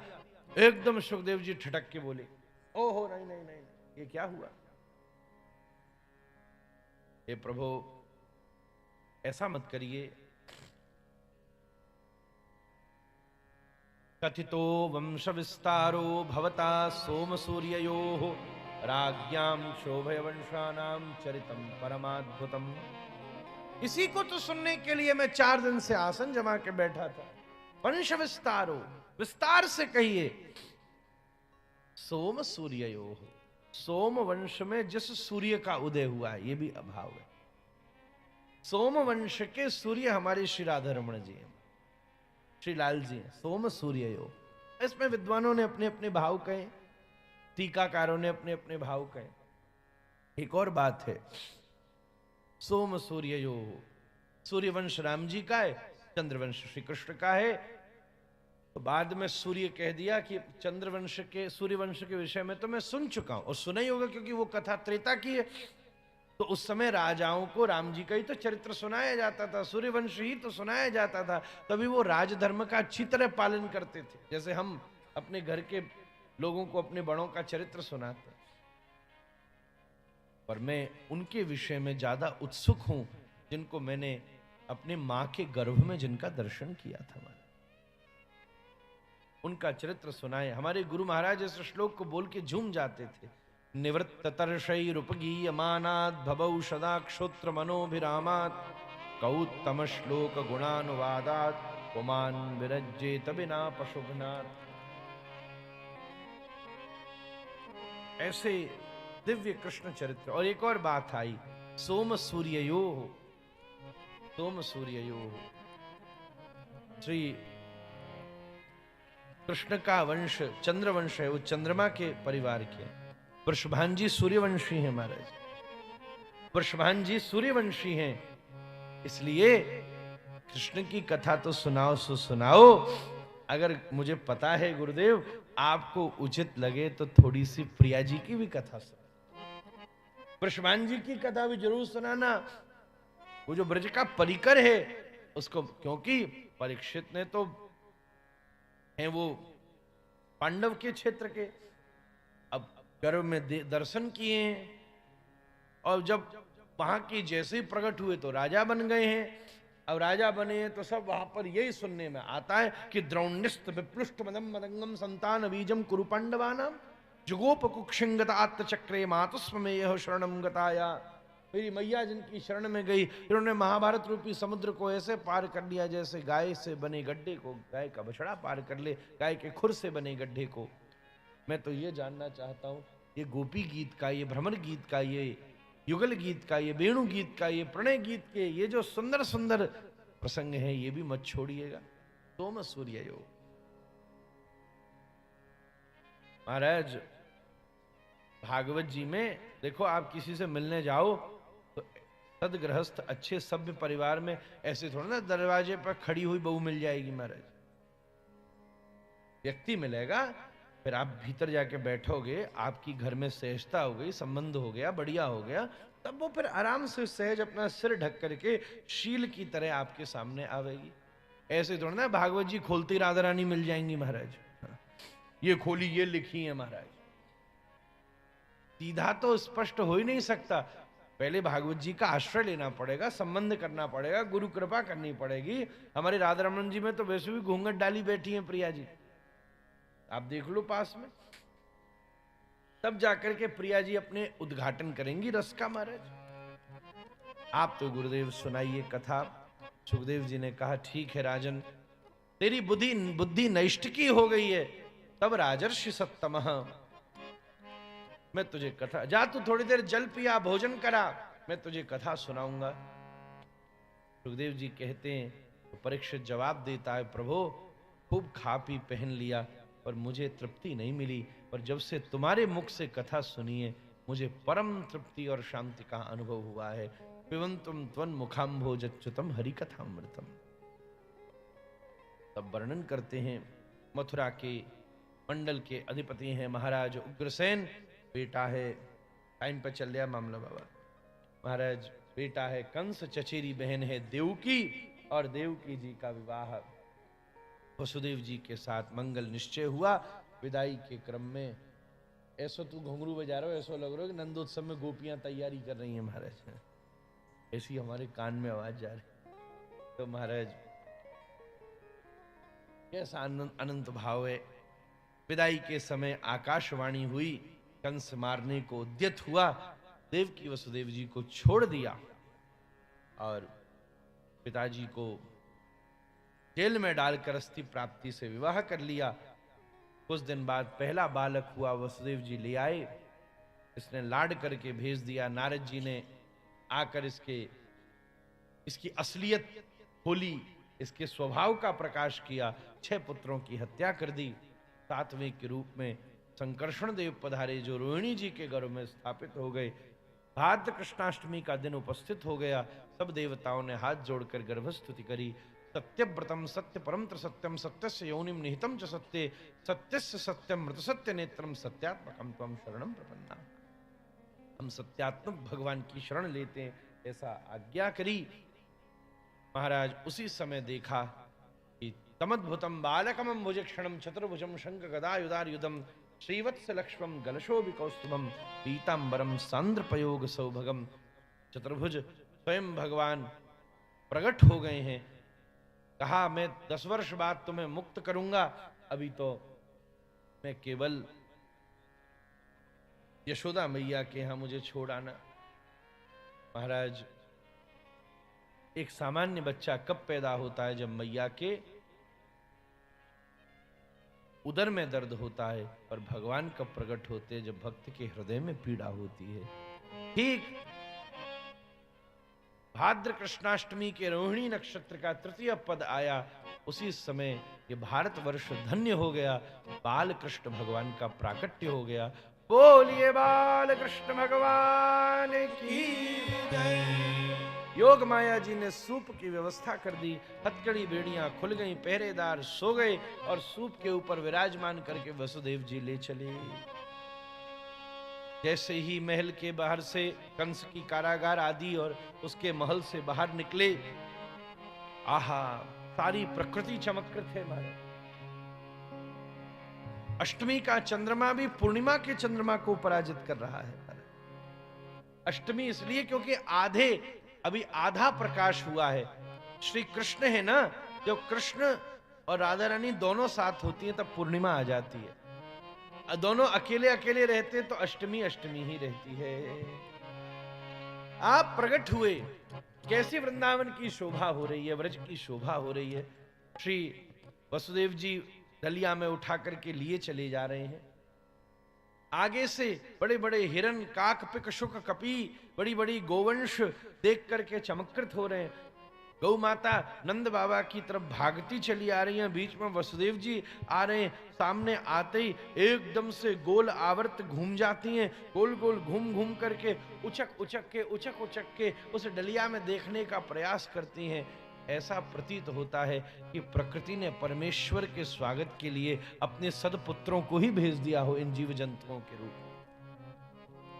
नाना रत्नमय स्थली भिरमिता मोदा विरत्यद्भुतम फुल्लई बल्ली मतल्लिका तरुबरई नीतम रसोल्लास भी अत्यानंद मदाकुलई तरुबरई राबद्ध कोलाहलम कालिंद्यार सुधारया वलयितम ध्यायामि वृंदावनम। नीचे वृंदावन की सफेद रज के ऊपर मान जी, और जब चंद्रमा ने अपनी किरण बरसाई और ओस के बिंदु आच्छादित हो गए तो ऐसा लगता था कि प्रकृति ने श्याम सुंदर के स्वागत के लिए कोई मणि में गलीचा ही भूमि के ऊपर बिछा दिया हो। वैदुर्य नील विद्रुम स्फाट स्फटिक मूर्ति भी, चारों तरफ कमल और कुमुद दोनों के पुष्प खिले हुए हैं। श्री वसुदेव जी जिस वृक्ष के नीचे से निकल जाते हैं वही वृक्ष विकंपित होकर के अपने ऊपर उत्पन्न हुए पुष्पों को उस दिव्य सूप के ऊपर परिवर्षित कर देता है। श्याम सुंदर की पूरी डलिया फूलों से भर गई है महाराज। भौरे गुंजायमान हो रहे हैं, कमाल हो गया। आज अंधेरे में बिना सूर्य के, पर सूर्य को भी पराजित कर देने वाला अष्टमी का चंद्रमा, ये कमल कैसे खिल गए। गुंजायमान बेचारे भ्रमर भी भ्रमित होकर गुंजायमान हो रहे हैं। उसी समय वो देखते हैं, अरे कमलम अनंभसी साज सुबगा कनक कमल लतिकायाम। बड़े बड़े भौरों को कमलों के पास जाते देखा है, पर आज ये नाल के समान वसुदेव, कर्णिका के समान सूप और मकरंद के समान श्याम सुंदर, ये कमल किस भौरे के पास मधुर गति से चले। हमारा मन था नंदोत्सव की थोड़ी चर्चा हो जाए, इतना जल्दी जल्दी भगे, थोड़ा सुस्ता तो ले में महाराज। ऐसा मधुर वर्णन हुआ महाराज। मंद मंद गति से श्री वसुदेव जी जा पहुंचे यमुना जी के तट के ऊपर। चारों तरफ योग माया जी ने सब एकांत कर दिया है। यमुना जी में प्रवेश किया। यमुना जी का जल उत्साह में बढ़ता चला गया, बढ़ता चला गया। क्यों बढ़ा? क्योंकि गंगा जी की सहेलियां हैं यमुना, कावेरी, गोमती, व्यास, नर्मदा, चिनार, झेलम, रावी, तृष्णा, अलकनंदा, मंदाकिनी, ये सब नदियों को यमुना जी कृष्ण कथा सुनाती हैं। उन सबों ने कहा देवी कभी कृष्ण दर्शन का सौभाग्य तो प्रदान करो। तो आज गंगा जी ने सारी नदियों का आवाहन कर लिया। हे यमुने, हे गंगे आगम्यताम, हे कावेरी आगम्यताम, हे गौमते आगम्यताम। ये सारी जगत की 3,500 नदियां जब श्री यमुना जी में अवस्थित हो गई तो बाढ़ तो आनी ही थी। अपने आप महाराज जल एकदम शिखर तक चढ़ने लगा। क्या किया जाए? धीरे धीरे धीरे धीरे कान से भी जल ऊपर जाने लगा। भगवान ने कहा बहू अगर पहले ही ससुर की खोपड़िया पे चढ़ जाएगी तो कैसे गृहस्थी चलेगी महाराज। अपने दिव्य चरणों को बाहर किया और जैसे यमुना जी की एक छाल तरंग घूमी और तरंग ने घूम करके श्री कृष्ण के दिव्य जल का चरण का जैसे स्पर्श किया, भक्त के हृदय में कृष्ण चरण के लिए उत्साह रहता है। एकदम यमुना जी शांत हो गई, एकदम जल ठहर सा गया, एकदम जल कम सा हो गया, एक जल की दीवार सी खड़ी हो गई। मंद्र मंद्र गति से श्री वसुदेव जी यमुना जी को मंद्र मंद्र गति से पार करके दूसरे तट के ऊपर पहुंचते हैं। अब ब्रज का माधुर्य स्वरूप प्रकट हो जाता है महाराज। चारों तरफ एक सुरम्य सुगंध का वातावरण अवस्थित होता है। ऐसे दिव्य उत्साह है। काल परम शोभन, काल अत्यंत शोभनीय हो जाते हैं। शांताक्ष ग्रह तारकम, सारे ग्रह अत्यंत शांत हो जाते हैं। क्रूर से क्रूर ग्रह भी मधुर मधुर मुस्कुराते हुए आज श्याम सुंदर के उस तद्वत स्वरूप का दर्शन करते हैं। वसुदेव जी पहुंच करके नंद महल में प्रवेश करते हैं। एक जोड़ा पहले से ही पैदा हुआ है तो वो लाला लाला में लय हो जाता है और लाली को लेकर के वसुदेव जी बाहर चलते हैं। एकांत में बैठा हुआ यशोदा मैया मूर्छा में है। योग माया जी ने अपनी व्यवस्था कर दी है, सब एकांत है। केवल यशोदा मैया के बगल में श्याम सुंदर छोटे से बाल मुकुंद चरण चापन पूर्वक अवस्थित हैं। अभी सुबह हुई नहीं है, अभी इस रहस्य का उद्घाटन नहीं हुआ है। योग माया जी सब नियंत्रित करके बैठी हैं। अभी वसुदेव जी वापस चले जाएं, सब प्रबंध हो जाए, फिर इस रहस्य का उद्घाटन होगा। वहां बैठे श्याम सुंदर एकांत में बैठे हैं। दूर खिड़की के पास रखा हुआ एक दिव्य पुष्प बार बार विकंपित होता है। जब कहीं पर चैतन्य तत्व का प्रकाश होता है तो जड़ में भी चैतन्यता अवस्थित हो जाती है। इसलिए यत्र प्रविष्ट सकलोप जंतु आनंद सच्चित घनतामुपैति। पास में दूर गवाक्ष के पास एक रखा हुआ दिव्य पुष्प जो मैया नित्य कक्ष की सुगंध के लिए वहां पर अवस्थित किया करती थी, आज एक दिन पूर्व प्रातः काल उसको अवस्थित किया था। रात्रि के समय ऐसा क्रम बना, अभी अगले दिन का सवेरा आएगा, वो मानो पुष्प भी विकंपित होता हुआ श्री कृष्ण चरणों के अर्चन के लिए अति अति अत्यंत आनंद उत्साहित होता था। पर क्या करे, आज तक इस ऐसा दर्शन किसी ने पहले नहीं किया। अनेकों बार भंवरों को कमल के पास जाने के लिए उत्साहित होते देखा है, आज पुष्प ही भंवरे के पास आने के लिए तड़फ रहा हो। बैठा बैठा सोचता है मैं क्या करूं, मैं कैसे पहुंचूं, मैं जड़ स्वरूप हूं, मेरे चरण नहीं हैं, मेरे हाथ नहीं है, क्या करूं क्या करूं। उधर प्रिया जी तो पहले ही जन्म ले चुकी हैं, वृषभान जी के घर में पहले से ही अवस्थित हैं, इस समय शयन में उपस्थित हैं। सोते सोते सोते सोते प्रिया जी के हृदय में भाव प्रकट हो गया, श्याम सुंदर आ चुके हैं। अब सवेरे नंदोत्सव का मनोभाव होगा। अपने अद्वैत तत्व स्वरूप में जब प्रिया जी ने रात्रि के समय एक तीव्र श्वास का आवर्त लिया, उस श्वास के आवर्त ने मलयाचल पवन को तीव्र उत्स करके प्रवाहित करना शुरू किया। और जब वो मलयाचल पवन श्री वृषभान जी के घर से आवर्त की तरह उड़ती हुई श्री कृष्ण के नंद महल के उस गवाक्ष के पास आकर टकराई तो उसने एक ऐसा झोंका दिया कि उस झोंका में वो पुष्प भी उड़ के श्याम सुंदर के चरणार बिंदों पर समर्पित हो। ये नंदोत्सव की पूर्व भूमिका है महाराज। अभी तो आएंगे ब्रजवासी, अभी तो आएंगे सब तत्व महाराज, अभी तो ये पूर्व भूमिका के रूप में अवस्थित हो रहे हैं। नंद महल के चारों तरफ तारों ने और चंद्रमा ने उस भवन को घेर लिया है। इस फुलिंगों की तरह महाराज चंद्रमा ग्रह नक्षत्र उसकी दौड़ दौड़ करके परिक्रमा दे रहे हैं। अब तो दिन भर का विरह हमें सहना पड़ेगा, सूर्योदय हो जाएगा, हमें ये लाभ ही नहीं मिलेगा। तो रात्रि के इस परिवेश में बाबा पहली बार आपकी कृपा से नंदोत्सव की पूर्व भूमिका के वर्णन करने का हमें सौभाग्य प्राप्त हो रहा है। आनंद वृंदावन चंपू का आश्रय धारण करके आनंद एवं महारणवेशु आलिंगिता इवानंदा मंदा कन्या। आहा, चंद्रमा और ग्रह नक्षत्र घूम घूम करके, चंद्रमा घूम घूम करके महाराज चारों तरफ परिक्रमा दे रहे हैं। हमारे पूज्य गुरुदेव वर्णन करते, एकदम से चंद्रमा और बादलों में लड़ाई छिड़ गई है। बादल कह रहे हैं हटो हटो, हमें आगे रहने दो, मेघ वर्णम शुभांगम, हमारा वर्ण लेकर भगवान प्रकट हुए। चंद्रमा कहता है हट जाओ हट जाओ, मेरे वंश में भगवान प्रकट हुए हैं, मेरे को आगे रहने दो। इस चंद्रमा और बादलों की लड़ाई के बीच में जब कभी कभी तारे टुमटुमा देते तो ऐसा लगता था कि कोई सिल्मा सितारे वाला चंदोवा ही मानो प्रकृति ने छत के ऊपर बांध दिया हो, जिसमें वीर बधूटियों का दल चल पड़ा हो। ऐसा परम सौंदर्य सौमनस्सु आज उस रात्रि के दिव्य अवकाश में अवस्थित हो गया है। चरण चापन पूर्वक साक्षात परात्पर परब्रह्म परमात्मा भगवान श्री कृष्ण वृंदावन में विराज के यशोदा मैया के दिव्य अवस्थान में अवस्थित हैं। वसुदेव जी पहुंचे हैं, कन्या ने रोना शुरू किया है, कंस ने चरण पकड़ के मारने का प्रयास किया। अष्टभुजी देवी के रूप में प्रकट होकर के कंस ने 10 दिन में जितने बच्चा पैदा हुए पूतना को मारने का निर्देश दिया है। तो पूतना सजने धजने गई है, वो नंदोत्सव में मारती हुई छठे दिन पहुंचेगी। हम आप तो गोकुल में चलते हैं। श्री श्याम सुंदर अनंतम दिव्यतम भाव से भैया के पास में विराजमान है। उसी समय प्रभात का सूर्योदय होता है। सूर्य अपनी प्रथम आरुषि को जैसे ही उस गवाक्ष में प्रवेश कराता है, उस गवाक्ष की किरणें जाकर के श्याम सुंदर के नीलमणि नीलेंदीवर श्याम बपू के ऊपर पड़ती हैं। जैसे कोई एक मणि के ऊपर एक कोई सूर्य की रश्मि पड़े तो विस्फार्जित हो जाती है, तद्वत ही सूर्य की जैसे ही प्रथम किरण श्याम सुंदर के नीलमणि बपू के ऊपर पड़ी तो विस्फार्जित हो गई। रोहिणी जी की आंखों में जाकर उसको खटखटा के कहती है अरे रोहिणी जाग, रोहिणी जाग, अपने सौभाग्य का, आज तेरे सौभाग्य का सूर्योदय हुआ है, क्योंकि तुझे वो अवसर मिला है जो बड़े बड़े योगियों को नहीं मिला, बड़े बड़े व्रतियों को नहीं मिला, बड़े बड़े साधकों को नहीं मिला। साक्षात ब्रह्म को अपनी गोदी में खिलाने का सौभाग्य प्राप्त।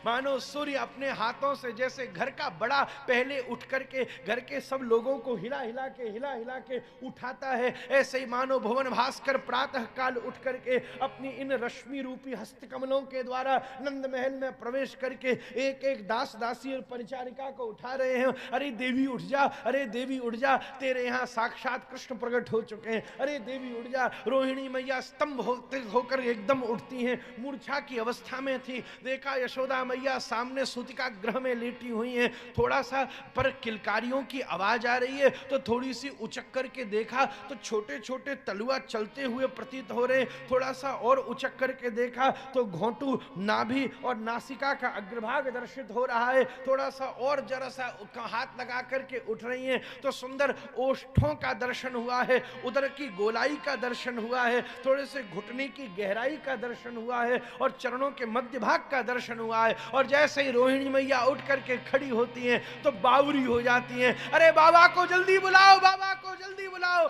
बधाई हो, बधाई हो, बधाई हो, नंद बाबा तो बधाई हो। उसी समय महाराज एकदम से परिचारिकाएं गोष्ठ की तरफ दौड़ती हैं। श्री नंद बाबा खड़े हुए हैं। क्या हुआ, क्या हुआ, क्या हुआ? अरे ऐसे नहीं बताऊंगी, पहले अपने कंठ में पड़े हुए उस दिव्य हार को प्रदान करो। अरे नंद बाबा कहते एक नहीं हारों का अंबार लगा दूंगा, तू बता तो सही हुआ क्या है। अपने कंठ में पड़े हुए 9 लखा जिसमें विभिन्न प्रकार की मणियां हैं उतार के श्री नंद बाबा परिचारिका पर लुटा देते। परिचारिका कहती है हे प्रभु आपको लाला की प्राप्ति हुई है। नंद बाबा आप आपकी जय हो, आपकी जय हो। आनंद एवं महारणवेशु आलिंगिता एवं आनंदा मंदा कन्या। कहीं आपने ऋषिकेश के पास में जब गंगा की धारा को देखा हो, जो गहरी भी है और तीव्र प्रवाहित भी है, उस गहरी तीव्र प्रवाहित गंगा में अगर कोई आवर्त भंवरी बन जाए तो क्या बाबा कोई बच सकता है? आज ऐसे ही नंद बाबा के आनंद के महासमुद्र में एक ऐसी भंवरी बनी कि नंद बाबा उसी में झूम पड़े। क्या बात है वाह परिचारिका, तेने मेरे कान होना धन्य कर दिया। आहा, मैं तुझे क्या दूं, मैं तुझे क्या दूं। गौ माता एक साथ ऐसी रमाई कि मानो देवगणों ने शंखनाद किया हो। महाराज सब गौ माता अपनी पूंछ हिला हिला के अपने उत्साह को प्रदर्शित कर रही हैं। नंद बाबा सीधे दौड़ते हुए नंद महल में पहुंचे।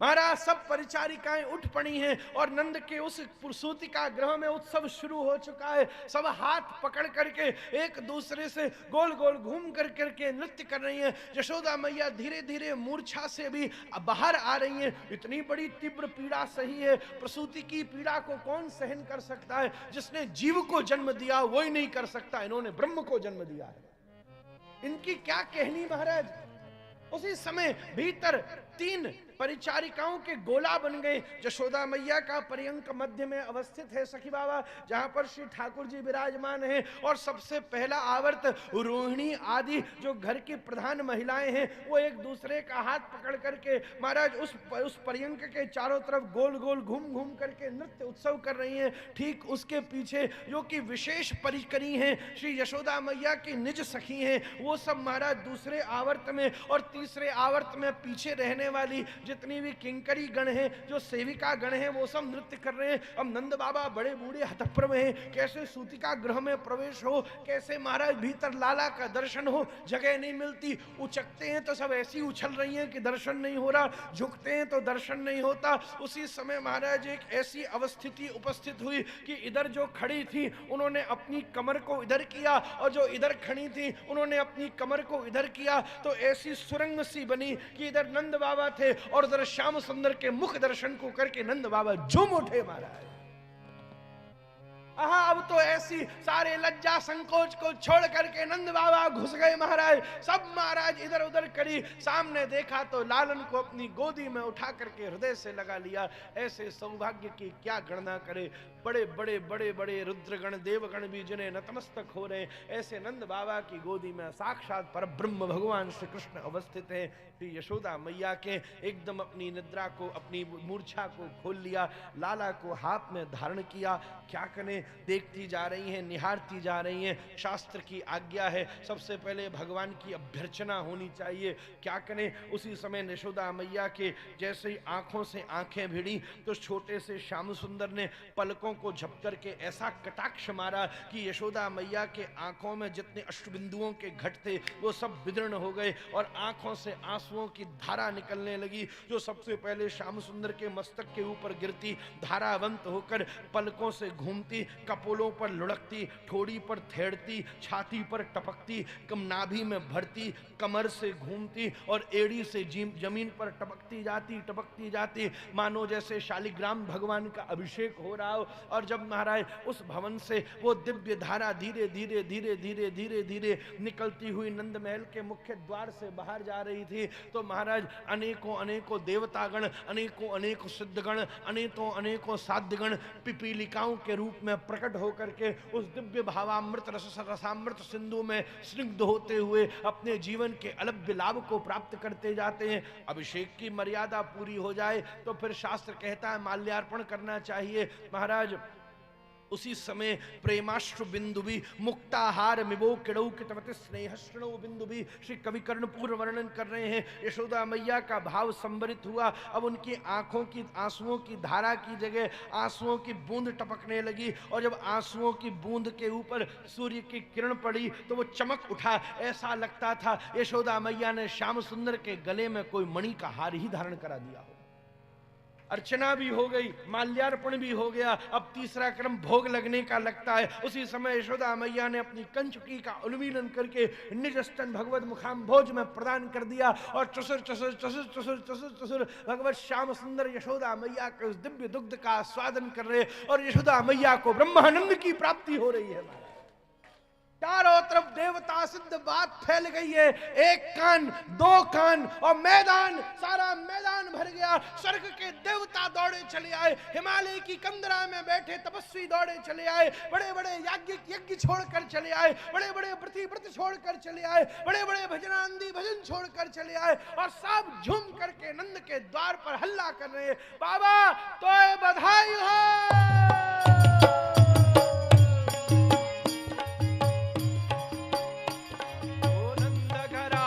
भयो जय कन्हैया लाल की, नंद घर आनंद भयो जय कन्हैया लाल की, ओ नंद घर आनंद भयो जय कन्हैया लाल की, नंद घर आनंद भयो जय कन्हैया लाल की, ओ हाथी घोड़ा पाल की मदन गोपाल की, हाथी घोड़ा पाल की मदन गोपाल की, ओ नंद घर आनंद भयो जय कन्हैया लाल की, नंद घर आनंद भयो जय कन्हैया लाल की, नंद घर आनंद भयो जय कन्हैया लाल की, नंद घर आनंद भयो जय कन्हैया लाल की, नंद घर आनंद भयो जय कन्हैया लाल की, नंद घर आनंद भयो जय कन्हैया लाल की, नंद घर आनंद भयो जय कन्हैया लाल की, नंद घर आनंद भयो लुटाओ बाबा लुटाओ।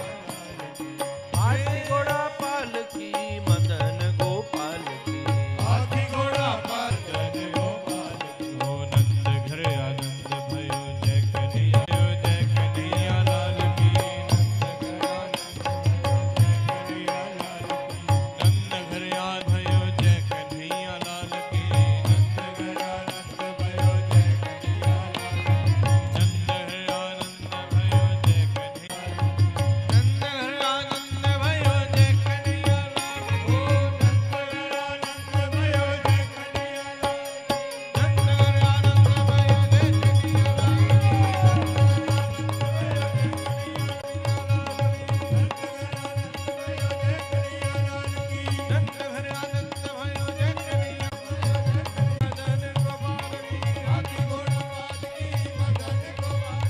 हाथी घोड़ा पाल की मदन नंद घर आनंद भयो जय कन्हैया लाल की, नंद घर आनंद भयो जय कन्हैया लाल की,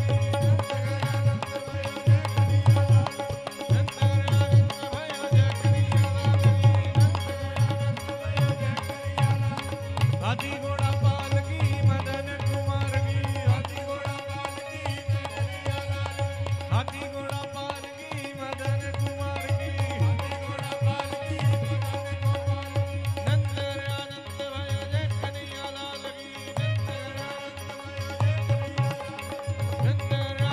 भयो जय कन्हैया लाल की, नंद घर आनंद भयो जय कन्हैया लाल की, नंद घर आनंद भयो जय कन्हैया लाल की, नंद घर आनंद भयो जय कन्हैया लाल की, नंद के लाला की जियो श्याम लाला,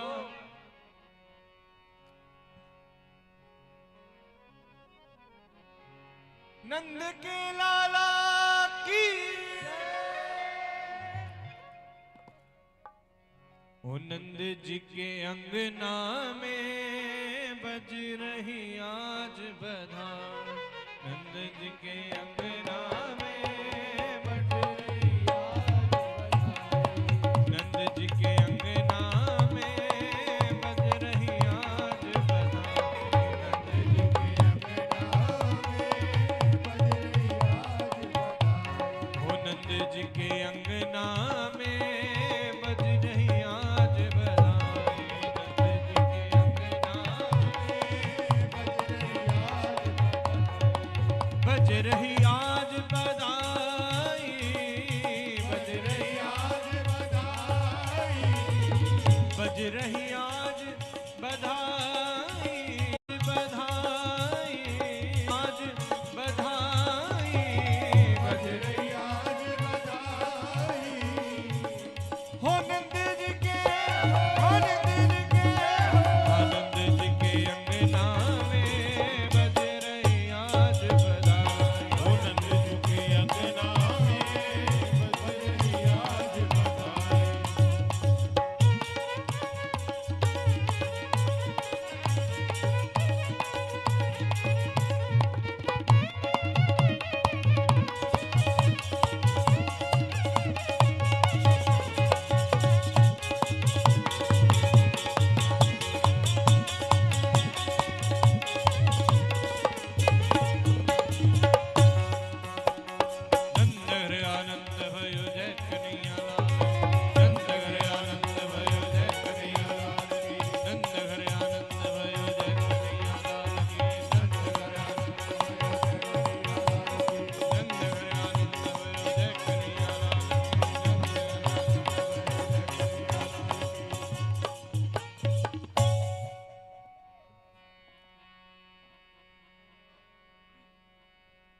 श्री राधे राधे।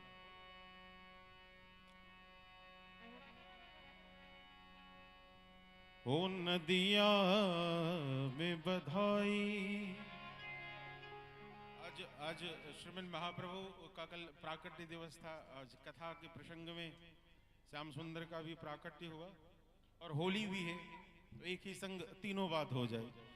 ओ नदिया में बधाई छायो है नदिया में, नदिया में बधाई छायो है नदिया में।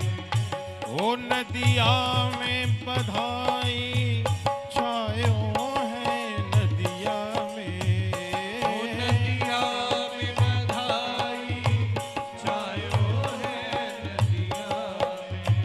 हे नदिया में बधाई छायो है नदिया में, नदिया में बधाई छायो है नदिया। प्रगटे श्री आनंद कंद प्रभु, प्रगटे श्री आनंद कंद प्रभु, प्रगटे श्री आनंद कंद प्रभु, प्रगटे आनंद कंद प्रभु। ये सबको मन उमगायो है हो, सबको मन उमगायो है, हे सबको मन उमगायो है हो, सबको मन उमगायो है। नदिया में, नदिया में बधाई छायो है नदिया में, नदिया में बधाई छायो है नदिया में।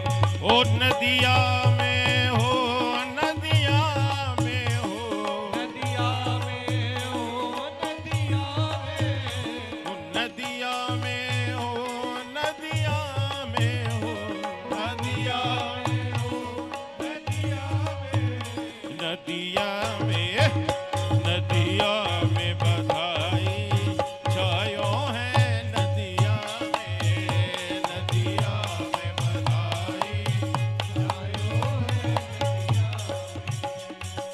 हर्ष भरी नदिया की नारी, हर्ष भरी नदिया की नारी, हर्ष भरी नदिया की नारी, हर्ष भरी नदिया की नारी, हर्ष भरी नदिया की नारी, हर्ष भरी नदिया की नारी। गावत सुबह बधायो है हो, गावत सुबह बधायो है नदिया में, नदिया में बधाई छायो है नदिया में, नदिया में बधाई छायो है नदिया में।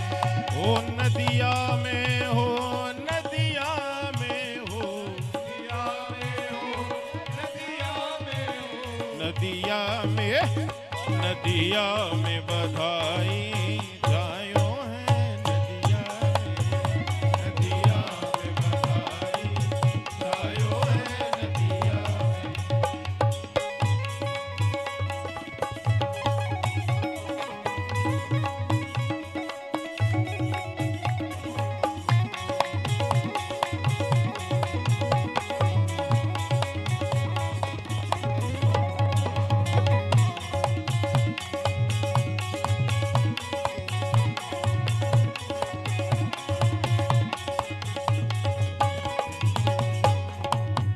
हरे हरि हरि बोलत कलियन डोलत, हरि हरि बोलत कलियन बोलत, हरि हरि बोलत कलियन डोलत, हरि हरि बोलत कलियन डोलत।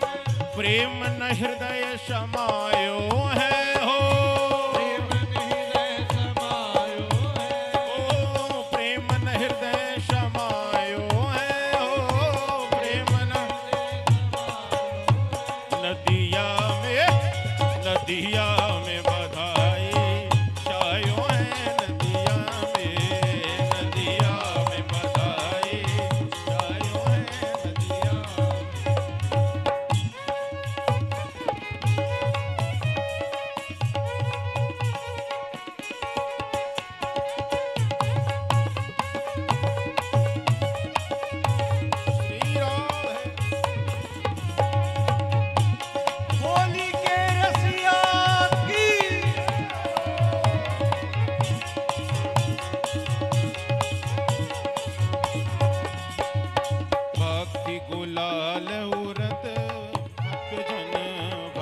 गुलाल उड़त जरे प्रेम रंग बरसायो है हो, रंग बरसायो है हाँ, प्रेम रंग बरसायो है हो, प्रेम रंग बरसायो है।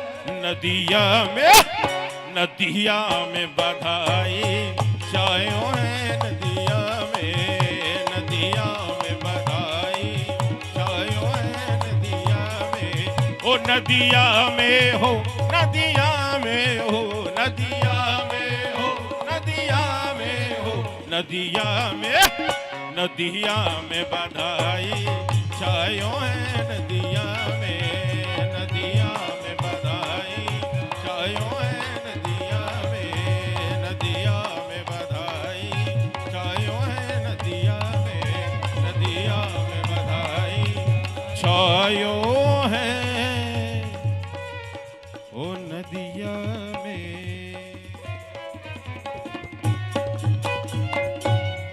बोल होली के रसिया की ओ तूने कीनो जुल्म रंग डार रसिया होली में, तूने कीनो जुल्म रंग डार रसिया होली में, होली में, होली में, होली में, होली में, होली में तूने कीनो जुल्म रंग डार रसिया होली में, तूने कीनो जुल्म रंग डार रसिया।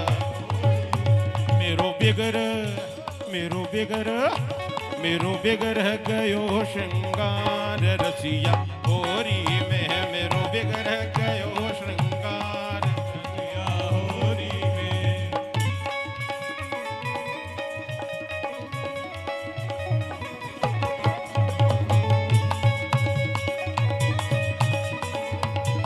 होरी के रसिया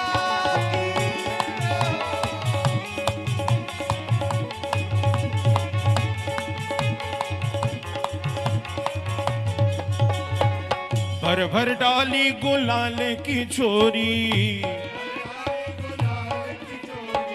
भर भर डाली गुलाल की छोरी, भर भर डाली झुमक झटक मोरी भैया मरोरी, झुमक झटक मोरी भैया मरोरी। मेरो टूट गयो गलहार रसिया होरी में, मेरो टूट गयो गलहार रसिया होरी में।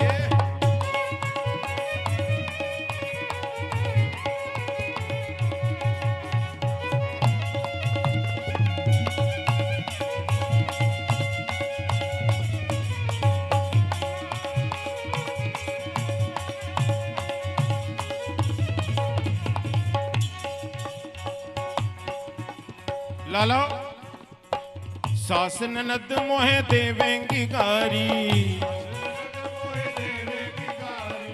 सास ननद मोहे देवेंगी गारी, बलम के कान भरेंगी भारी, के कान बनेगी बारी। रखे देवर पहरेदार रसिया होरी में, रखे देवर पहरेदार रसिया। तूने कीनो जुल्म रंगदार रसिया होरी में, तूने कीनो जुल्म रंगदार रसिया। रसिया को नार बनावो री, रसिया को नार बनावो री, ओ रसिया को नार बनावो री, रसिया को नार बनावो री, रसिया।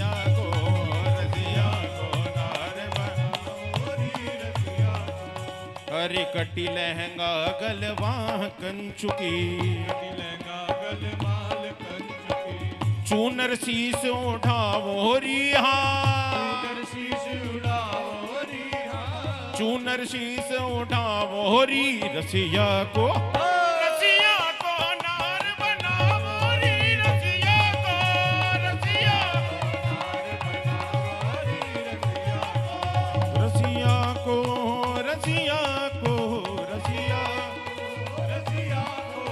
रसिया को नार बनावो री रसिया को नार बनावो री रसिया को नार बनावो री रसिया को नार बनावो री रसिया को।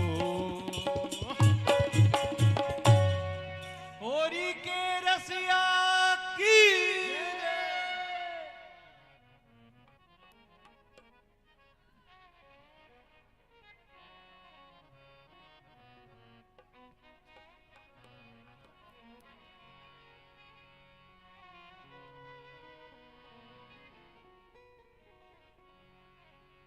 आरती बाल कृष्ण की जय। आरती बाल कृष्ण की जय। ओ जन्म सुफल कर लीजे अपनो जन्म सफल कर लीजे। श्री यशोदा को परम दुलारो। ओ श्री यशोदा को परम दुलारो। बाबा की अखियन को तारो। ओ बाबा की अखियन को तारो। गोपिन के प्राणन सो प्यारो। बलिदाऊं को छोटो भैया। बलदाऊं को छोटो भैया। कनुआ कह बोलत मैया। कण्वा कह बोलत मैया। प्रेम मुदित मन लेत बलैया। प्रेम मुदित मन लेत बलैया। ये छवि नैनन में। यह छवि नैनन में भर लीजै। आरती बाल कृष्ण की जय। आरती वाल कृष्ण की जय। तो तरी बोलन मधुर सुहावे। तो तरी बोलन माधुरा सुहावे। सखन मन खेलत सुख पावे। सखन मध्य खेलत सुख पावे।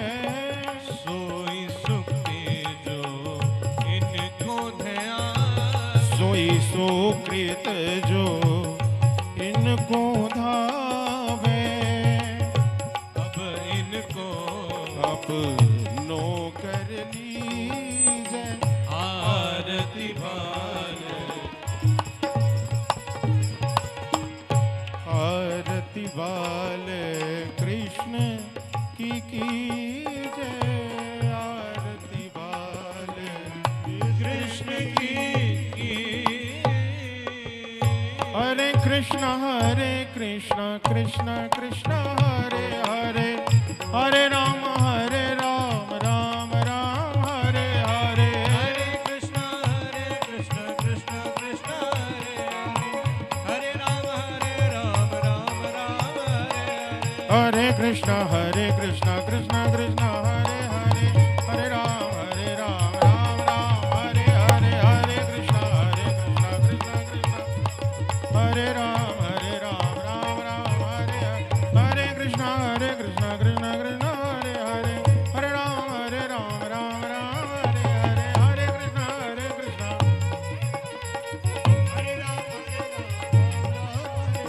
हरे कृष्ण हरे कृष्ण कृष्ण कृष्ण हरे हरे।